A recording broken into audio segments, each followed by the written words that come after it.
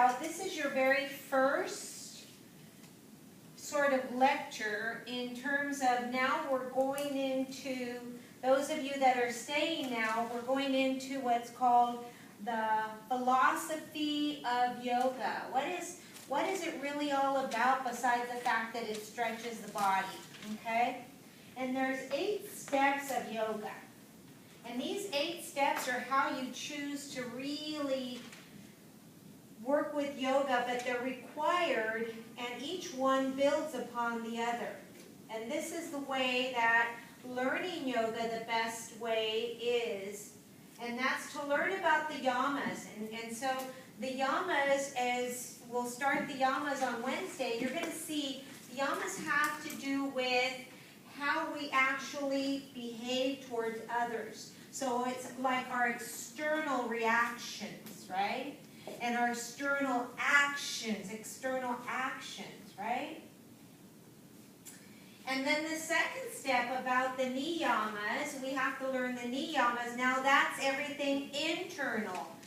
How we actually behave inside ourselves and toward our body and all of the good things having to do with our body. Some of you guys ask me, do we have to go on a diet? Do we have to do this? We're going to learn about all of that in the niyamas part of that. And then once you do this, now normally, see, you don't even get to practice asana till you learn the yamas and the niyamas.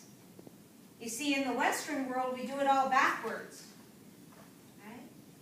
Then you learn and you practice the asana, but not as much as you do the other part, right? And then we actually learn, once you do the asana, then we learn the pranayama, which is the focus and the control of the breath and the body's energy and our vital energy, how we breathe, how we move, how the breath moves us. It focuses all about that and how important and vital our energy is to our body and how important and vital our energy is to our circumstances. Okay? And then we have pratyahara, which is learning the withdrawal of sense. Detaching from, let's say, pain. Detaching from immediate, what's that called? From immediately wanting a certain outcome, right? So we practice detachment, and that, my friends, is one of the hardest things to do. To detach from the outcomes. Oh, right? That's so hard. But we practice that. Then we learn, once we've mastered all of those, we move down and we go to learn dharana, which is the concentration of the mind. Because a mind left to its own devices will ruin you. It will ruin you. Right? Because 89 to 98% of our day is actually run by our subconscious. How we behave, how we react, how we act, has to do with our subconscious beliefs that we hooked into. Okay? So we have to learn about that. And then once we learn about that, then we learn and practice meditation. Meditation, right?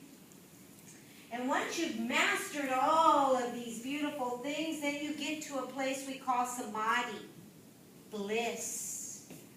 To that place where you attain a superconscious state where everything feels good. Buddha, Jesus Christ, all of those attained samadhi. But it took them years and years and years of practicing all of this. Right?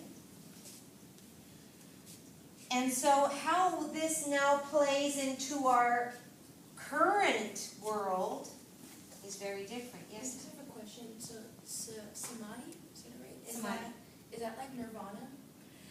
It could be, yes, it could be. a state of total bliss, right? Nirvana has a little bit wider and more current definition, where samadhi is true bliss. That's sort of like where you can be just happy just being.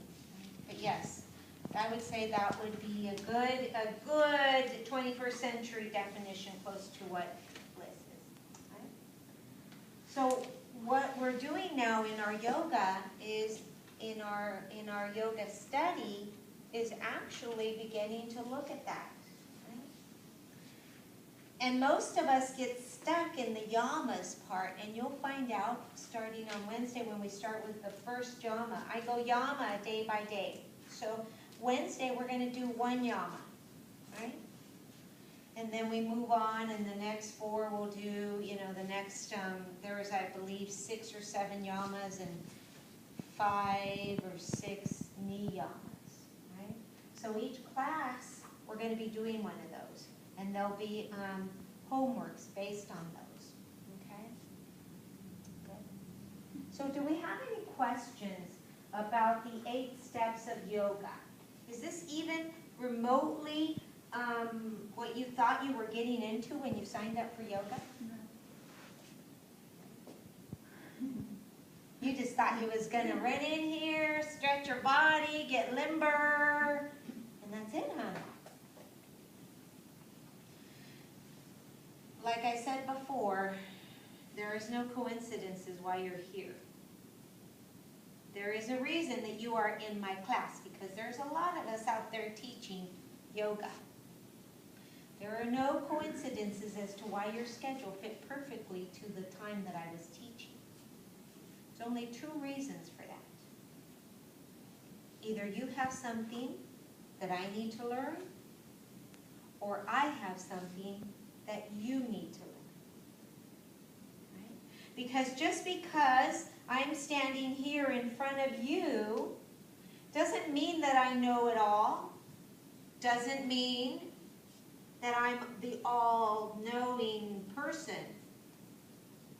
It just means that I'm a little bit ahead of you, and now I'm sharing my knowledge and imparting that knowledge from you. And just because you're younger doesn't mean that there isn't something that I can learn from you.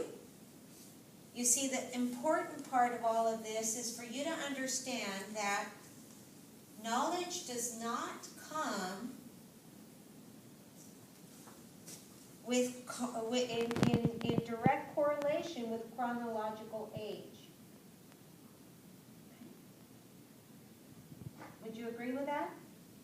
How many of us know somebody who's a lot older but acts like a child? Or makes decisions that, my goodness, even a 5-year-old can make a better decision, yes? Do we know somebody like that? Yes. Yes. So knowledge does not correlate with chronological age. Right? I don't know who thought or who put that thought in our head. But just because somebody's older doesn't mean they necessarily know more. Right? So we have to realize that the day that you think you know it all is the day that everything ceases to grow in your life. Right? Because I certainly don't know it all. And I love learning from younger people, and I love learning from older people, and I love learning from everybody, right? That's just me. I'm just like a knowledge junkie, right? And I enjoy that. So do we have any questions? No? Okay, so do you want to stop that now and then